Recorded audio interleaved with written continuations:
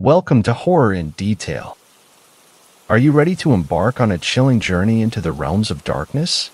The mysterious and the bone-chilling world of horror stories. On this channel, we are dedicated to unraveling the most terrifying tales that will send shivers down your spine. First story. This story was shared by you/111 More Nightmare. The screams keep getting louder. I don't have long. Hours, maybe less. It's nothing but darkness outside, and the screams keep getting louder. I need to warn you, God. I hope you listen. I have been writing stories on Reddit and other sites for a few years now, but have struggled to get that one breakthrough story, with my best story clocking up about 100 upvotes. I have written true stories, based on past life experiences, fictional stories of romantic encounters, sci-fi stories involving aliens or world-ending events, and my personal favorite, horror stories. I don't write for clout, but because I love it. But I will admit, I was envious of other writers who were breaking 1,000 or more upvotes. I just wanted to experience that, just once. So, I started trawling the internet for inspiration for my next story. I was determined to make it big, but unique. I was looking for lesser-known cryptids, haunted locations, abduction stories, anything I could find that would give my story a fresh twist. But nothing was good enough. I decided to check out my local library on my lunch break to see if anything was there that could inspire me. I went straight to the nonfiction section. I grabbed a bunch of old books on cryptids, UFOs, and ghost sightings, and was hopeful that something here would ignite my imagination, and started towards the librarian's desk to check the books out. Then, behind me, a dull thump made me jump. I turned around to see an old book had fallen onto the wooden floor.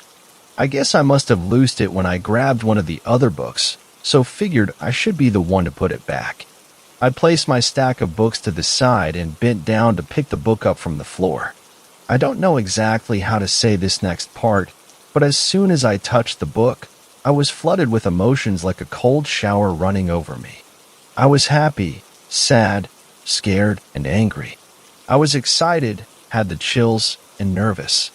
I stood up slowly, soaked in sweat from the emotional rush I was experiencing, and turned the book over in my hand. It was a hardback, brown in color, and looked to be really, really old. The cover felt like leather but was lumpy, not smooth, and had randomly stitched ridges running through it. It was heavier than it looked, and I could smell a musty odor that I couldn't quite place. And it was warm. I should have put it back then. Hell, I should have just dropped it back on the floor and walked away. But I didn't. Flipping the book from front to back, I noticed there was no book title or author mentioned, nor was there the normal book details and library barcode attached to the spine. I opened it and slowly thumbed through the first few pages. Its pages were yellowed and darkened, likely because of its age. The paper felt thicker and coarser, and the texture was rougher to the touch than the smooth, polished pages of newer books. The ink was a little faded and smudged, and was a dark red color. There was no book name or author details on the first few pages, but the third page had an image on it that made the hairs on my neck stand up and my heart skip a beat. Spread across the two pages, drawn in dark red and black ink, was the most terrifying, demon-like creature I had ever seen. Its face was depicted to have exposed muscle, with little otherworldly tendrils poking out between the overlapping muscles. Its mouth, which spread from ear to ear, was wide in a terrifying snarl, exposing multiple rows of dagger-like teeth and a forked tongue. 3 crooked horns sat upon its head, uneven in size and shape, the mismatched deformities somehow making it even more menacing.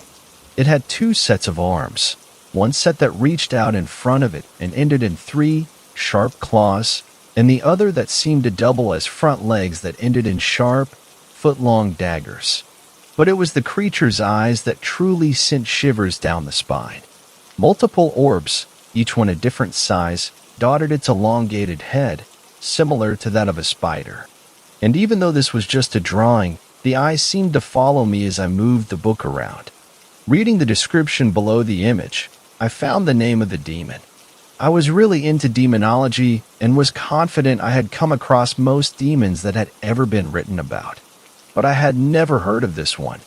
I am not sharing its name with you, as I don't want anyone to try and find information on this demon only to find themselves in the position I am currently in. Slamming the book closed, I knew I had found the subject of my next story. This would be my breakthrough story, I thought, as I slipped the book into my backpack and left the library. I couldn't check the book out after all. There was no tag on the book. The afternoon shift at work dragged on, and I couldn't stop thinking about the book. As soon as 5 p.m. came around, I shut down my work PC and left the office without saying a word to my colleagues. Heading straight home, I pulled out my laptop and started writing. The story was flowing. My new subject was perfect. Empty cans of Red Bull started to pile up on my desk as I wrote a tale, darker than any I had done before.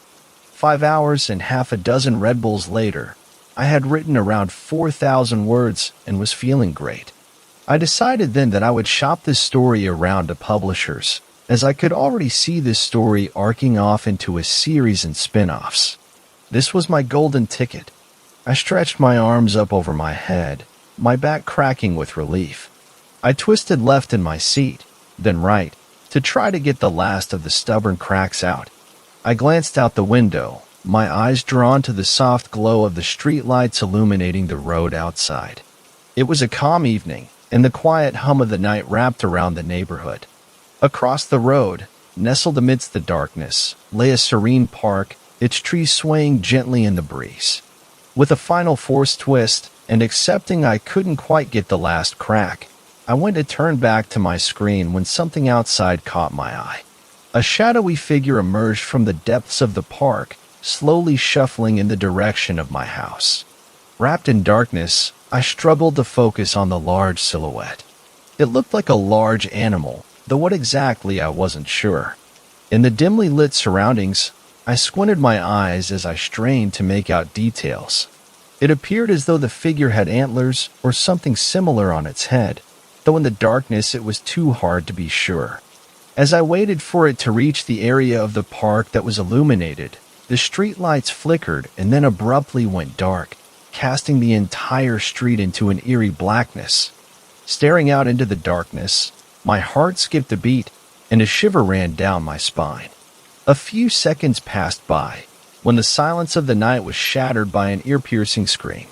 Even though my windows were closed, my body automatically reacted, my hands shooting straight up to cover my ears.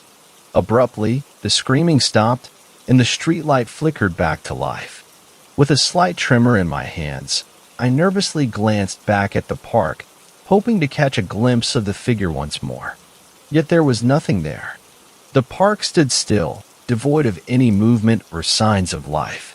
I breathed out the breath I had been holding and tried to calm myself. The scream was likely some wild animal. A large possum or owl, I assured myself.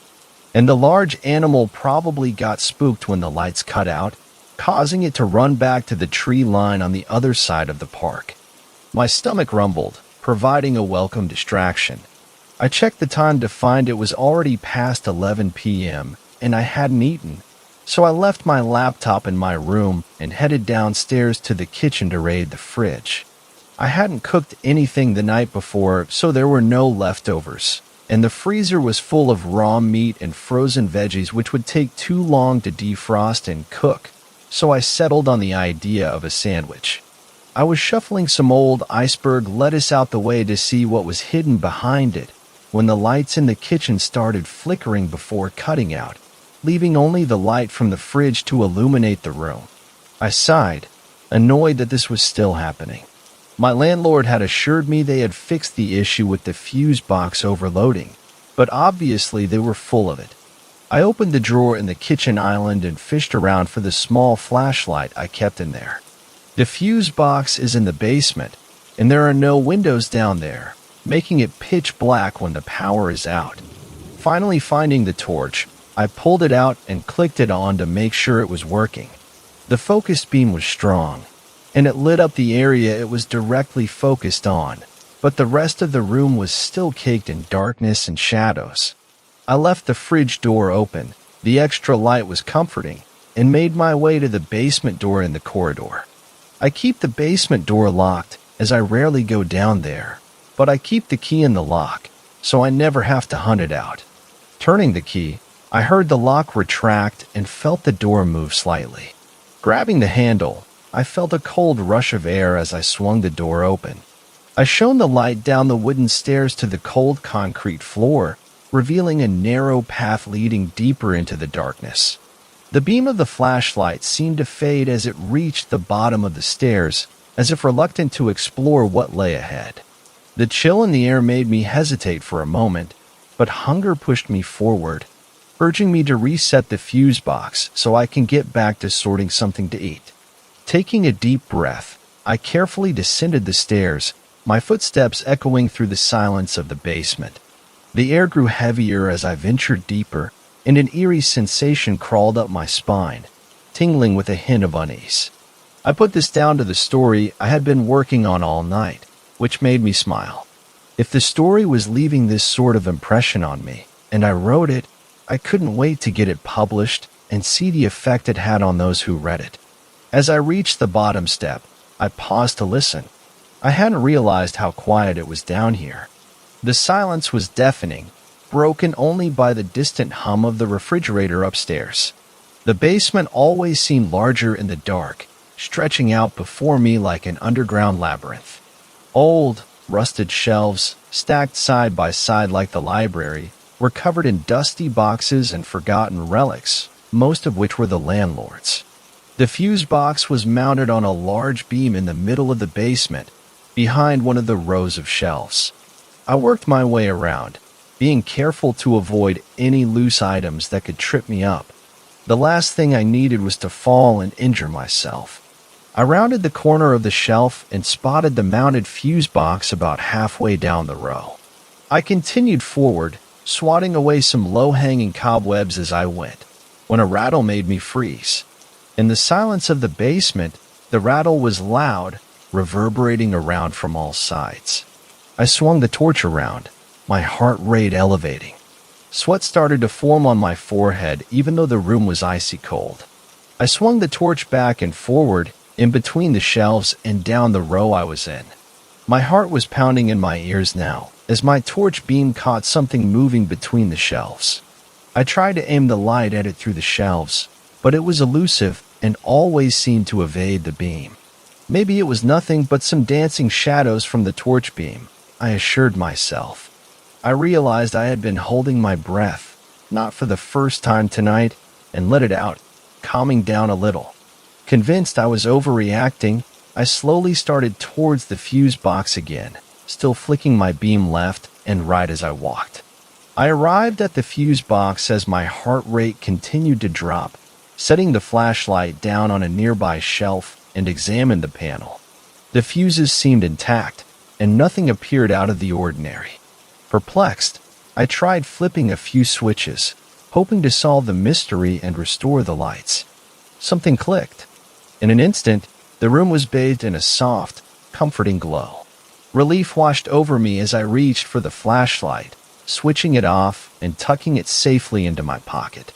Eager to escape the eerie atmosphere of the basement, I started back down the row and back around towards the stairs.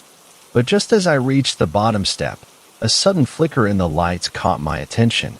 Before I could react, darkness enveloped the room once more, plunging me into an impenetrable black void.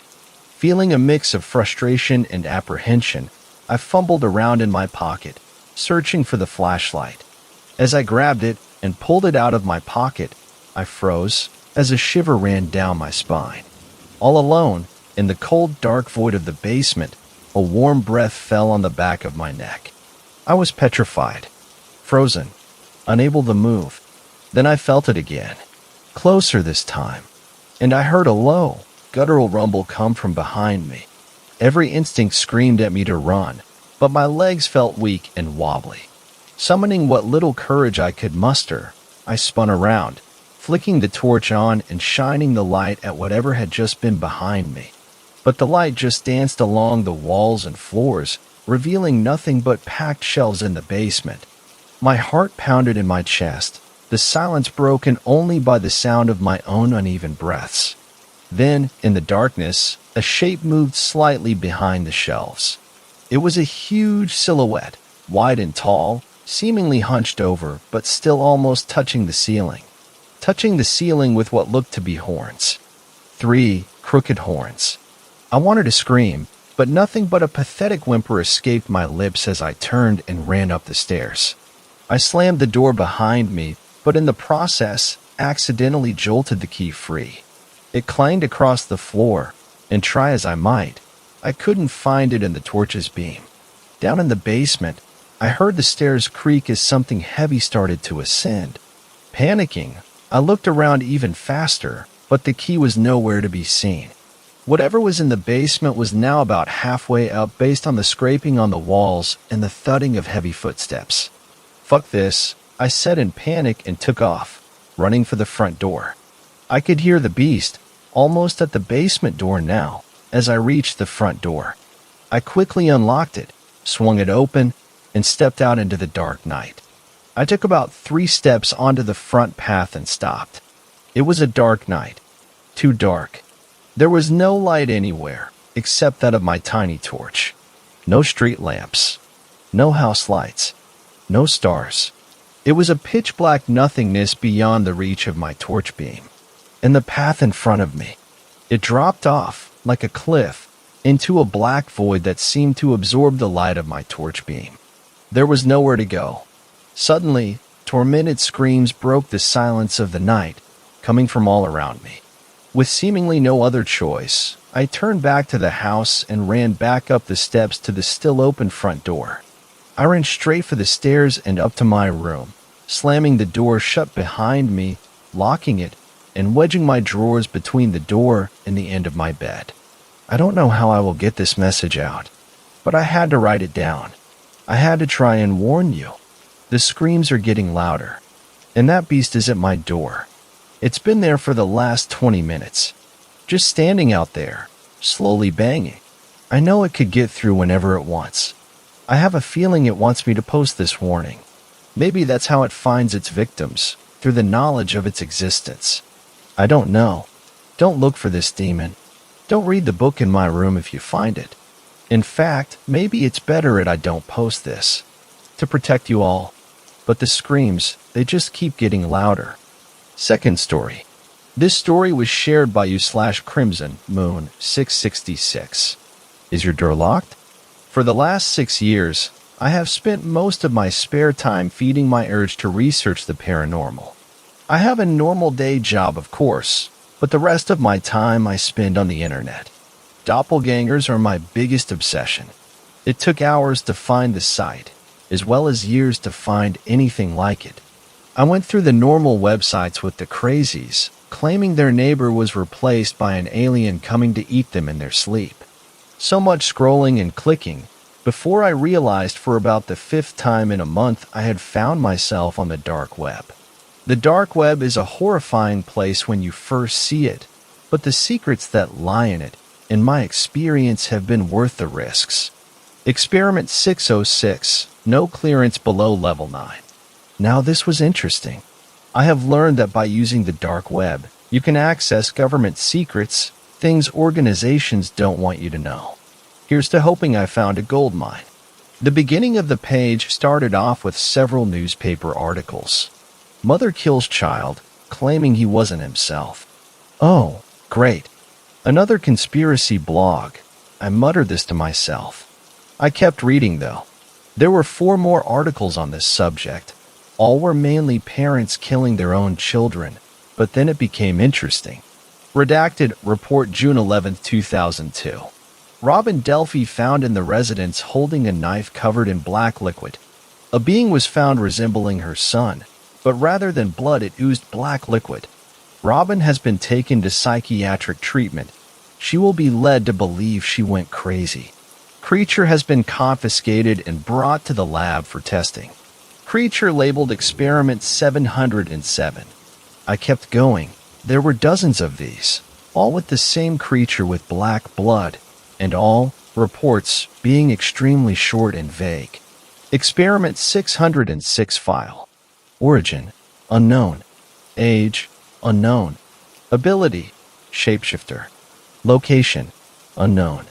Warning, simply thinking of 606 will draw it in. Ensure you are in secure location. I laughed as I read this. Never once have I read something claiming doppelgangers could be drawn in with thoughts. I continued reading on. All other creatures confiscated did not have the level of intellect we have observed in 606. Most also killed their hosts before they were able to turn, but 606 only needed to see a glimpse, and it could. We have already lost 6 researchers since starting with 606. The creature has escaped from our hold 10 times total. I winced at the sudden loud scraping noise hitting my window. The storm outside must have caused a branch to snap. Currently its status is unknown. We can only write or read about it in a secure location, otherwise all researchers have been found dead. All doors and windows must be locked. 606 cannot be allowed to gain access. I laughed as I read this. Clearly whoever wrote this must enjoy screwing with people. With that, I clicked off of the website and decided to look elsewhere. Everything else I found was the same as it has always been. Within 2 hours, I was curious about the original site again, but even after an hour I couldn't find it. It was as if the site never existed to begin with. I decided to just start researching random cryptids. I took out my journal, jotting down little things I found. Once again, a loud, abrupt noise came from outside the window. This time I sighed and went back to my writing. I eventually got to my page on doppelgangers. I wrote small bits and pieces I found from the site, specifically about 606 and its abilities. I heard a loud bang from inside my kitchen as I did. Getting up and walking to the kitchen, the only off thing was a porcelain cup that had been knocked onto the ground, and my cat Bert staring at it. I sighed. Bert, seriously? That was an expensive cup. Bert's emerald eyes met mine, and he seemed to let out a huff before slinking away. I just shook my head as I cleaned up the mess, but the entire time I felt as if I wasn't alone in that room. My research could sometimes lead to a bit of paranoia, so it wasn't much of a shock to me that I was having these feelings. I came back in the room to see the page back up, but this time it looked different. It had somehow not only brought back the page, but it appeared to have pulled up new files from the researcher. My door is locked. My windows are locked. I swear, I swear, I swear. I hear it. I can never stop thinking about the creature. I cannot leave my house. I cannot take the risk I will forget to lock the door. I cannot end up like the other researchers. I can't. My family? Why did I take this job when I have a family? No. There was an entire page of this nonsense, and it slowly trailed off into psychotic rambling. I was starting to feel my stomach drop as I read this. I exited the tab, but as soon as I did, small pop-ups filled my screen. The words were all the same. Did you lock your door? The joke was no longer funny, and I became annoyed realizing this stupid website must have sent a virus to my computer. Did you lock your door, Jane? My eyes grew wide at the use of my name, and I unplugged my computer within seconds. As I did, I could have sworn I heard the tiniest giggle coming from somewhere in the house. I decided quickly it was time to call it quits for the night. Even after all of this, I cannot shake off the unpleasant feeling in my gut. Currently, as I finish this, my only thought in my mind is I don't remember if I locked my back door. I'm in my bathroom finishing up my nighttime routine while writing this on my phone, and I know my mirror should only have one of me in it. Instead, I can see 2 of my faces staring back at me, and the one behind me has a smile so wide it seems inhuman. Last time I checked, I also don't think I'm giggling. Third story. This story was shared by you/cryptid_muse. I visited a world of thunderstorms.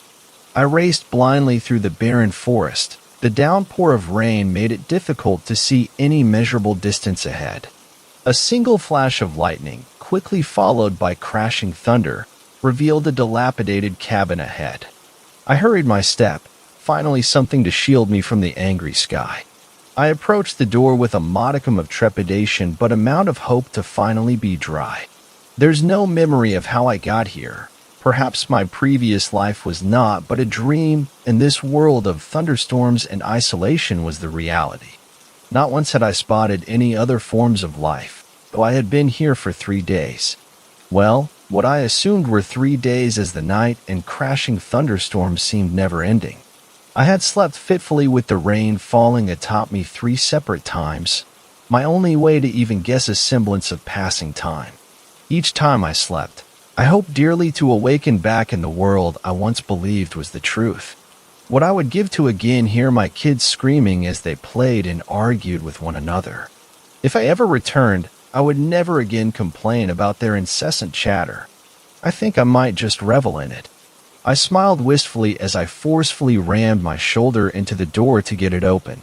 A bit of hope arose at finding the first appearance of shelter in all my time here.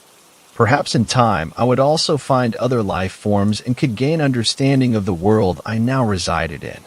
For now, I cherished the thought of having a dry resting place. It required a heap of exhaustion in order to sleep with rain pelting down upon your face. A sneeze tore through me as I slammed my body against the door to force it closed. Already warmth had begun to course through me, which caused my body to shiver more violently. Dread chilled my veins as I realized how close I had come to hypothermia. I remembered reading once, in my old life, that being naked was better than wearing wet clothing, and began to remove the items one by one. They clung to my body as I peeled them off, and I glanced around the room for something to wring the water into.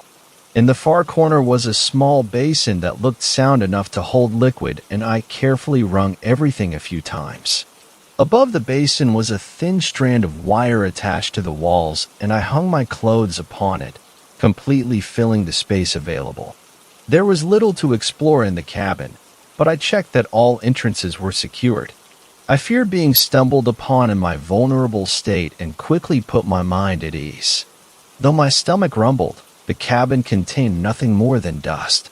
I decided that if I slept in the nude, then the water I had wrung in the basin would remove the dust from my body. I laid on the floor nearby the door so that if any were to enter, the door would bump into me and alert me to their presence. I fell asleep without realizing it, and when I woke up I wondered what it was that awoke me. My eyes slowly adjusted to the dim glow in the room, and eventually I was able to pick out shapes and objects flickering about. I shot up. I had finally found the life that lived in that accursed place, and I wanted nothing more than to get as far away as quickly as possible. I raced over to grab my clothes I had hung in the farthest corner. As I rushed past the sinister beings, one reached out and sliced at my arm, in fear I now believe. I cried out in pain and recoiled from the jagged figure. I decided I didn't need my bra. In fact, I only needed my shirt and pants. I rushed out onto the porch, yanking the door shut with all my weight behind me, then began to dress myself. I looked up as I finished while I aimed myself to run away and saw several more grotesque forms standing around. There would be no way to get past without getting close. Perhaps if I was fast enough, I could pass by them unharmed. I took a deep breath and took off as quickly as I could. A cut on my shoulder, another on my leg, a final one landed on my cheek. I collapsed to the ground, panting with my vision fading. 3 days with no food, improper sleep, and now deep slashes finally took its toll on me. The darkness closed in around my vision as the swarm closed in around me. Bubba, stop. That's not your drink. This is your drink. I heard my daughter calling out from the front room. Was it all a dream? I winced as I pushed myself up. Cuts. My body had cuts that were not there when I went to bed. My clothes were damp, and I noticed I had only a shirt and pants on. I went to the mirror and stared at the slash on my cheek. The memories rushed back to me, the rain, the unnerving entities, the isolation. It wasn't a dream. It was all real. Fourth story. This story was shared by /the_misery_man. Google Lens is seeing something I can't. Hi. I don't really know how to start one of these stories. It only happened this morning. Sorry, I'm still a bit freaked out. I think this is the right place to write this. I'll start from the beginning.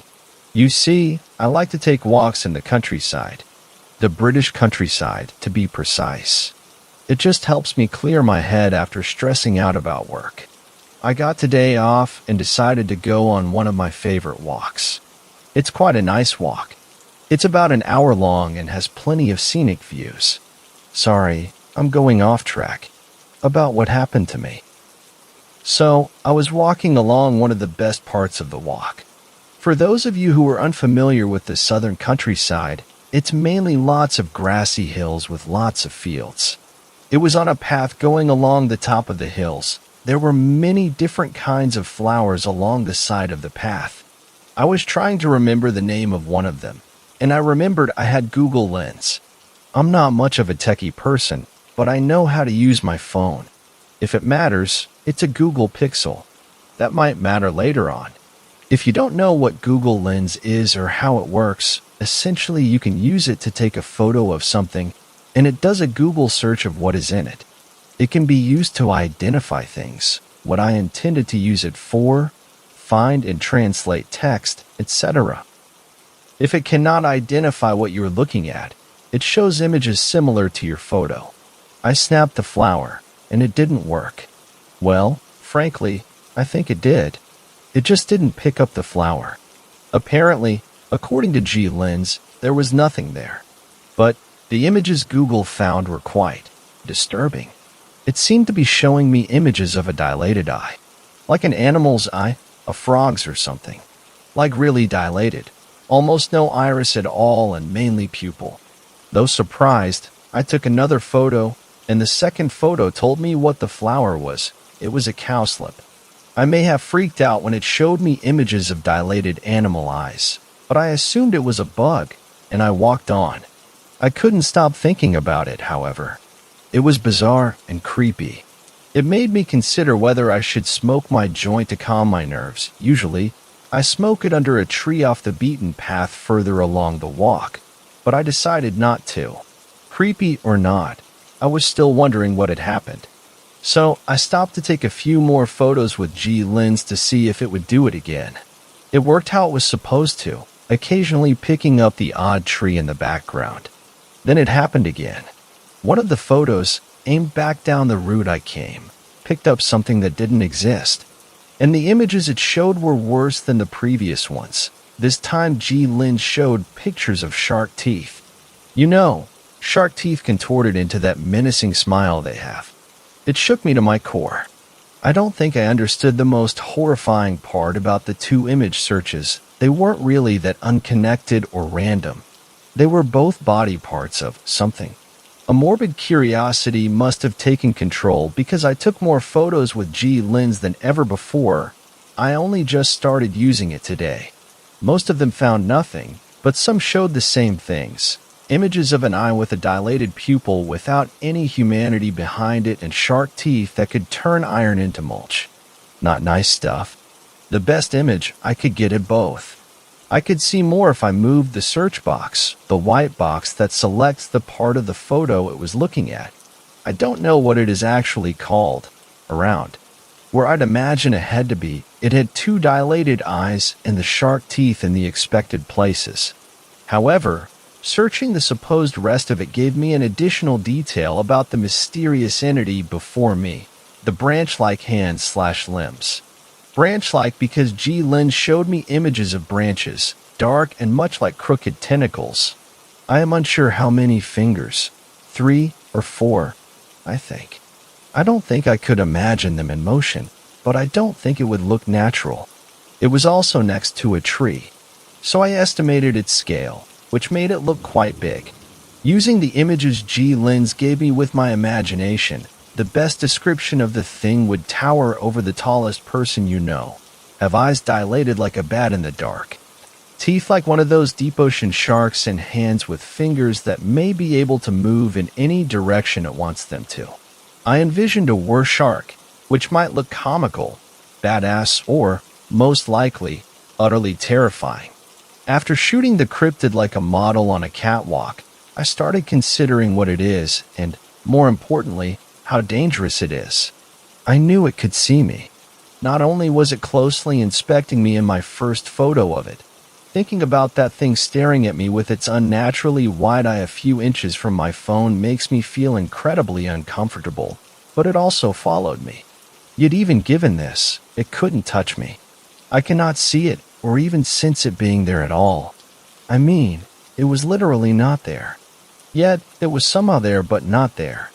I thought it could be like the Demogorgon off of Stranger Things. If that were the case, it might be able to freely travel between where it was and where I was at will. I thought about whether it could get me or not, and I decided I'd rather not risk it.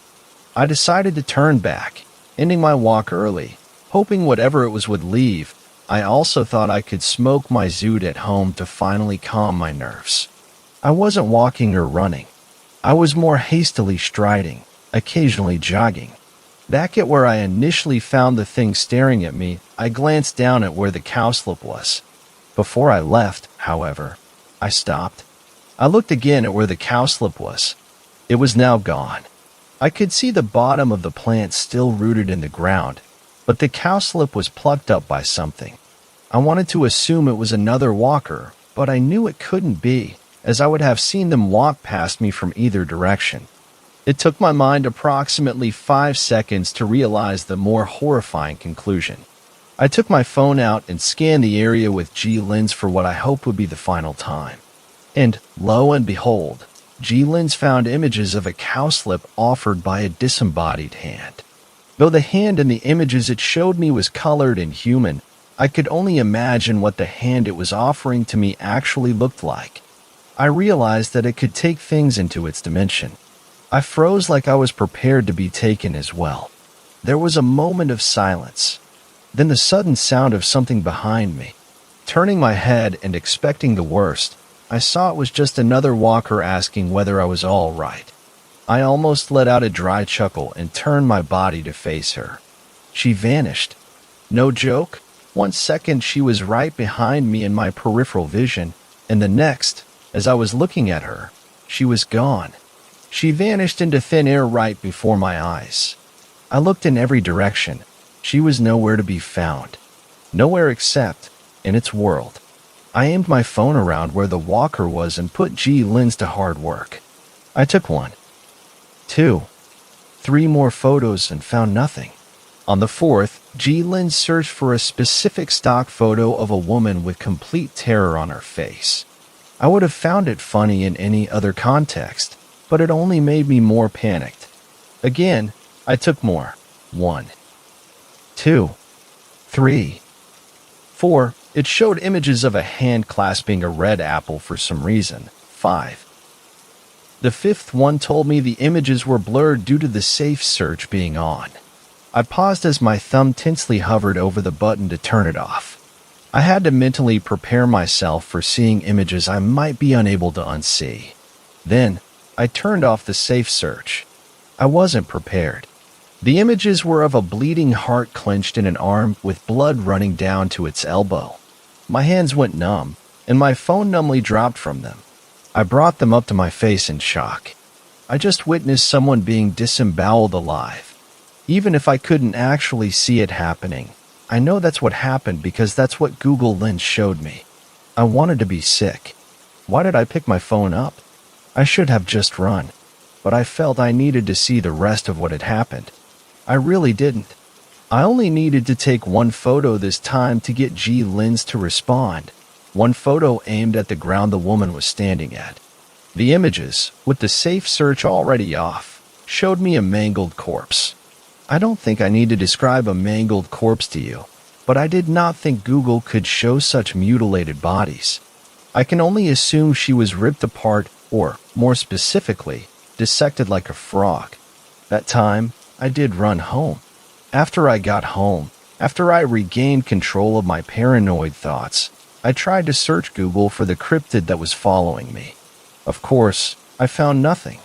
I might as well have discovered a new species of cryptid. Maybe I did. Not too long ago, I made one last scour of my home with G-Lens to search for that thing, but I couldn't find it. I did find something after 5 minutes, invisible writing on the wall. I knew it could only be that thing because only the text feature revealed it. According to G-Lens, it said Lenovo or followed by my full name. I freaked out when I saw it had written my name, as anyone in my position would, but I was confused and curious why it had written the brand of my laptop. Yet, the way it was written, with the trademark symbol next to it and everything, looked really familiar. Not 2 seconds later, I remembered that was what was displayed on my PC when I started it up. Plus, before logging in, it would display my full name. Once more, I felt the cold grasp of realization. I realized it must have been right behind me when I was logged on to my PC. I would be glad it's gone now, but I have no clue where it is, and I think it might come back. As I write this, I only have theories on what it is. I welled over all the supernatural mumbo-jumbo that happened and realized that it was trying to communicate with me. I think it thought Lenovo R was a greeting. That's why it used my name. Otherwise, it was just scratching what it saw out on my wall. Either way, I think it wants to know more about our world. Think about it. How it followed me, how it plucked the cowslip from the ground, how it dissected that woman to look at her heart. It's probing everything it can get its hands on. Perhaps it came here from somewhere else or somehow only found us due to the influx of development in our technology, specifically Google Lens's algorithm. Though I'm not sure how. It probably doesn't matter. Maybe I should be thinking about how dangerous it is, because I definitely don't think it understands morality as shown by the awful display it put on for me. I also think I know why it cannot get me. Of course, if it could pull me into its world, it would have done it long before now. But to pull in things from our world, it needs them present on a camera. I don't know whether Google Lens has to pick up anything for it to do so, but I think it only plucked that cowslip because I had the camera of my phone on it when I was trying to identify it. Same with the woman, it pulled her in as I swiveled my body towards her, pointing the lens of my phone at her. Yet, none of this truly helps me. All I think I know is that if I appear in a camera's frame, it can get me. And looking at the top of the PC I am currently typing on, I can see it also has a camera. Can the thing turn it on if it learns how to? I should wrap this up quickly before anything else happens.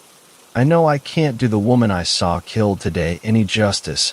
I don't even know her name, and I can barely remember what she looked like in the ever so brief moment I saw her.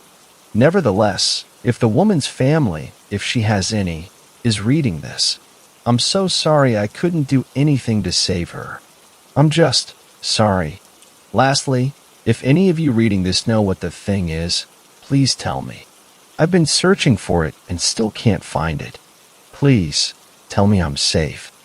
5th story. This story was shared by you/Plymouth Moon. The Curious Murders of Jane Doe. Being a cop, you'll probably have a case that makes you. The kidnapping solved by some beat cop, the robbery outsmarted by an overlooked sergeant. Then there's the case that breaks you on some fundamental level. A missing child never found, a homicide scene that sends a veteran's lunch onto his shiny boots, or God forbid something you truly can't explain. The case that made me was a few years after graduating from the academy. An armored transport truck was hijacked half a mile from my beat in the center of Philadelphia. In responding, I had joined the front of the chase and side-swept the back wheel of the truck moving through a large empty lot. The truck flipped on its side, taking a few cars with it. In the public eye, I was a hero that saved the day, earning a promotion. However, behind the scenes I was on the brink of losing my job, due to the property damage incurred from my pit maneuver. In hindsight, it's a miracle no one but the suspects were hurt, but I digress. This led to a promotion to detective, with the caveat that I'd be exiled to some backwater southern town deep in the Tennessee woods. At the time I protested, but I soon realized that fighting it was futile. Resigned to my fate, I packed my things in preparation for my new life as detective of Porterville, Tennessee.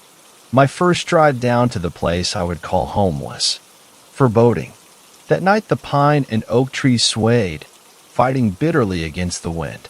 I was 15 minutes away from Porterville driving down an open road, with only the moon and my high beams guiding my vehicle. The artificial light was melded with the unmistakable glow of a fire lit amok as it illuminated my brown-skinned arms. The sight made my heart sink as two crosses set alight came into view. Under it were hooded figures that held aloft torches. Panicking, I shut my high beams off and tried to drive as stealthily as I could. The glow of the fire now fully enveloped me in my truck, keeping me petrified as I offered a silent prayer. The glow eventually faded in my rearview mirror, and I sighed in relief, continuing my journey to Porterville. The first week I arrived in town was eventful, learning the lay of the land, how poor of a shape our armory was, meeting the local Cherokee natives, and striking a deal with them. A deal that leads to where I am now, in Mayor Jackson's office with a prick named Herman sitting behind Jackson like a kid on Christmas. I only caught the end of Jackson's sentence as I exited from my thoughts. Not only did you guarantee them native officers and limited jurisdiction, it was all for a few pea shooters. Do you have anything to say for yourself? I cleared my throat, relaxing my posture as much as I could as I began. The deal benefits us much more than you realize. Our armory was piss poor. Our officers barely had enough 1911s and magnums to arm ourselves. Now we have vests, shotguns, an M700 sniper, 2 Colt M4s, a Glock for every man and woman on the force, and ammo and mags to last us till doomsday. But that isn't the best part. That would be the fact that having tribal cops would cut the area we'd have to patrol by half, and we'd only have to send 1 or 2 units to supervise. And besides, having native cops would help the tension around here. When I finished, I caught Herman half snickering before Jackson had shut him up. I don't want to hear a word out of you. The only reason you're here is because that fat bastard Sheriff Corrin is either too busy campaigning for re-election or eating a pie. The mayor then took a moment to think, then spoke. 1. I don't want to know where they got these guns. 2. You're responsible for any shit that goes down on their land. Their case is yours, got it? I smiled as I looked at the abject horror and disgust plastered on Herman's face. But my minor victory was interrupted by the mayor's phone buzzing. He picked it up, and I began to feel queasy as his face turned beet red with anger. He slammed the phone and began to yell at me. Congrats, Jason. Your new cops just found a fucking body. So get your ass down there and paddle them out of Schitt's Creek. Nodding quickly, I turned and ran like hell to my car. Barreling down the road, it took 20 minutes to reach the site of the body. Arriving there, I was beat there by my co-worker Officer Ruiz de la Cruz, or just Officer Cruz to most. Next to her were the 2 Cherokee officers who had first happened upon the body. Ruiz, what do we have? I half spat out, running towards the group. She shook her head ever so slightly, then started. Nice of you to join. TDLR, we have a Jane Doe. Mid-20s maybe, no ID or wallet in her handbag. But the body is telling me 5 different things at once. She gestures to the women now dead, pointing out various things while continuing. For one, it seems almost all identifying markers have been tampered with. The teeth have been removed, the fingerprints burned off, and there are patches of skin surgically removed. The residual ink tells me that those were tattoos that were removed. Jason, someone does not want us to know who that woman was. Then there's her leg. My eyes moved, and I caught myself dry heaving at what I saw. Ruiz begun to tear up slightly. Yeah, some sick took a bite out of her leg, which tells me we're dealing with at least 3 killers. 3? This only shows 2 maybe, and that's partly conjecture. Because all of that was post-mortem, at least I'm 80% sure. This was ultimately a ritual killing. Look. Her fingers fell on where the victim's chest was. There were surgical marks, like from a coroner, implying that someone else took her organs. Ruiz then gestured towards a handbag, handing it to me. With now gloved hands, I looked through her bag, only finding 2 items of interest. I've got something. Looks like our Vic was an escort. No name still, but there's a receipt from a bar in town. Finley's Pub. That might be our best chance to get some info." She nodded and our group dispersed, Ruiz and I inbound for Finley's. The drive remained uneventful as we pulled into the quaint bar. It was late by this hour, so my hope was slightly faded. Nevertheless, I marched in tow with Ruiz. The barkeep welcomed us in and asked for an order. "Shine for both of us," Ruiz chimed. I followed up, "And some information. Have you seen this woman?" I held aloft a photo I had taken of the women, waiting for a response. The man returned with our drinks and nodded. "Yeah, she came in a couple of nights ago with a couple of guys. Bad vibes from the guys." "Did you get any of their names?" Ruiz responded. "Only one of the guys, a big burly-looking guy. Solomon Prescott. He runs a tiny slaughterhouse on his ranch. It's maybe 16 miles from here northbound. Can't miss it." We both looked at each other, downed our drinks, and sped off to our cars. Our bartender did not lie when he said we couldn't miss the property. A small plot of land, lined with gnarled, dead oak trees. And in the center of it all was a house and barn. I was filled with an ominous feeling as my partner and I raced up the driveway, weapons held tight. There was a light at the barn, and looking at Ruiz, we both crept up to the old building. "This is the police," I shouted as my announcement was met with the blast of a shotgun, kicking open the barn doors. What followed was an exchange of gunfire, leaving 3 dead and 1 man with his arms raised. When we entered the barn, a miasma set upon us. It attacked our lungs and filled our nose with the scent of the dead. Ruiz had damn near doubled over to vomit, and it took every power in my body not to pass out. As I passed the bodies of our assailants, kicking their weapons away from their corpses, I took a notice to strange runes and symbols carved and tattooed on their bodies. "Ugh. Solomon Prescott, I presume." Ruiz spat out roughly. "Oh yeah, that's me. And I'm sorry about the smell. If I had known I'd have company, I would have cleaned up better. Listen, if you guys don't shoot me, I'll cooperate fully," Solomon said in a gravelly, matter-of-fact tone. We both looked at each other in slight bewilderment, then grabbed the man, shoving him into our car before speeding back off to our station. We soon found ourselves in a tiny interrogation room with the man known as Solomon Prescott. "Officers," he started, "here's just about most of the story. I have a taste for human meat. Ethically sourced, of course. I don't know why I'm the way I am, but nevertheless, about a month ago, I was contacted by an individual who identified herself as the mother. She told me that I could have the scraps of her human sacrifices. They ditch the bodies and I get a meal a day, so long as I don't interfere with the will of the father. Any dash." Ruiz butted in. "Hold on. Who is this father?" "He's their god of sorts. At least they think it's their god. But God or no God, that thing is a powerful, old, primordial being. And the people with the tattoos, are those their children?" I chimed in. "Right on the money, officer. The family of EAD, they call themselves. In fact, they're gonna have another sacrifice tonight. It'll be at the abandoned Hendricks farm." He paused as though he was finished, then interjected one more time. "If you go, bring Molotovs, a flamethrower. Hell, any fire will work." We both nodded and thanked him for his cooperation, leaving him in the isolated box. I took out my cell phone and called Jackson. "Jackson, no time. All officers to Hendricks Farm. Armed to the teeth, and I need a flamethrower. No questions." I hung up before he could respond and hopped into the seat of my truck, barreling down the road to the Hendricks Farm. Waiting for me in a nearby hedgerow was the Porterville police. Armed to the teeth, I gave a quick brief before entering the fields. "Listen, people, there are 2 boys wanted alive.